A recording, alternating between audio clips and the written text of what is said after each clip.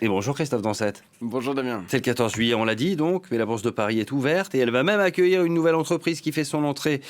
Une entreprise justement symbole du Made in France. Et c'est très symboliquement que le slip français choisit ce jour de fête nationale pour son entrée en bourse. Une PME qui a multiplié depuis des années les coups de com' avec des hauts et des bas face à la concurrence asiatique. On va voir d'abord le reportage de Romain Gentil avec Florent Lemoyle. Ils ont désormais leur place dans nos grandes surfaces. Des boxeurs 100% français. Mais êtes-vous prêt à y mettre le prix?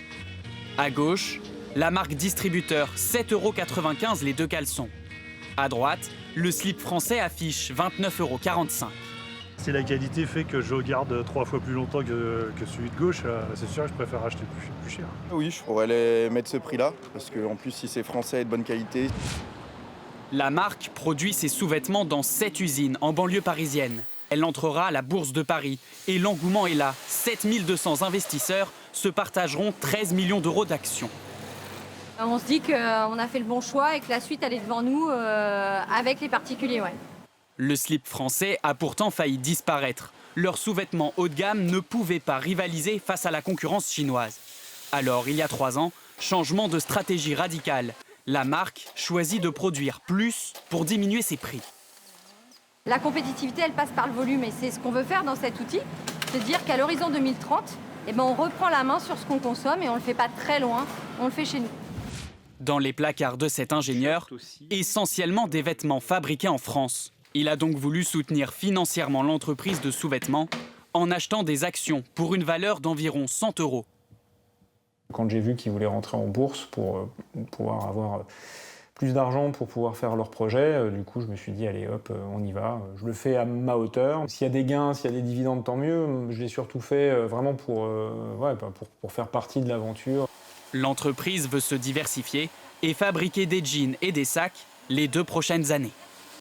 Donc Christophe, c'est presque un pari face à une concurrence asiatique qui a dévasté l'industrie textile française. Oui, il faut s'imaginer qu'il y a une quarantaine d'années, l'industrie textile française, c'était l'un des tout premiers employeurs industriels en France. Et on va le voir sur cette courbe. Vous voyez qu'il y a 2 courbes qui descendent très nettement et une courbe qui monte. Alors les 2 qui descendent, et en particulier la verte, c'est celle des emplois. On est passé de 400 000 emplois en 1990 à un peu plus de 60 000 aujourd'hui tout juste. En fait, on ne compte plus les exemples de magasins, pour d'ailleurs beaucoup ne fabriquer déjà plus en France, Naf, Camailleux, Jennifer ou encore plus récemment les doudounes Jotte qui viennent d'être reprises. Des magasins qui, pour beaucoup, donc, ont mis la clé sous la porte. Entre-temps, des délocalisations ont profondément transformé le secteur en partant vers le Maghreb, la Turquie et puis surtout l'Asie, la Chine, le Bangladesh, le Vietnam. Imaginez qu'aujourd'hui, 3% seulement de nos vêtements sont encore fabriqués sur notre territoire. 3%. Oui, ça veut dire que la mode du Made in France, c'est un truc de petit bourgeois, que ça ne revient pas vraiment à la mode en réalité? Alors si, il y a quand même un certain retour de ce Made in France, mais avec une montée de gamme, si vous voulez.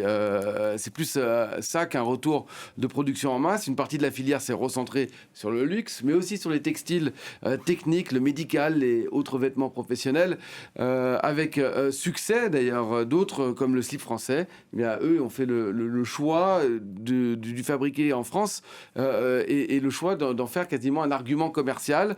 On peut citer d'autres marques comme Saint-James, Armor Luxe ou encore pour les jeans 1083 avec leur atelier à Romans-sur-Isère qu'on va voir dans quelques instants en images qui se trouve entre Lyon et Avignon.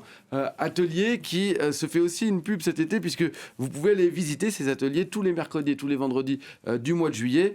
Donc demain notamment, on y voit toute la chaîne de production qui mise sur la qualité, la traçabilité, la proximité et aussi une filiale qui cherche à s'organiser. Ouais, le principe, c'est que ce soit fabriqué à moins de 1083 km du lieu où on les achète. Une filiale qui a aussi une date dans le viseur. Il y a celle des Jeux Olympiques d'hiver de 2030 qui auront lieu dans les Alpes. Plusieurs organisations viennent de lancer une équipe de France du textile, Made in Alpes 2030. Leur objectif, c'est de convaincre les grands équipementiers qui répondront aux appels d'offres des Jeux de s'appuyer sur des fabricants français et d'habiller les athlètes, mais aussi les staffs, les volontaires et puis aussi les relayeurs de flammes. L'enjeu, il est important puisque les Jeux, ça représente quand même près d'1,5 milliard de contrats et d'achats et ils se dérouleront dans la première région textile de France qui est l'Auvergne-Rhône-Alpes, qui à elle seule regroupe près d'un tiers des emplois qui restent encore en France. Merci beaucoup Christophe.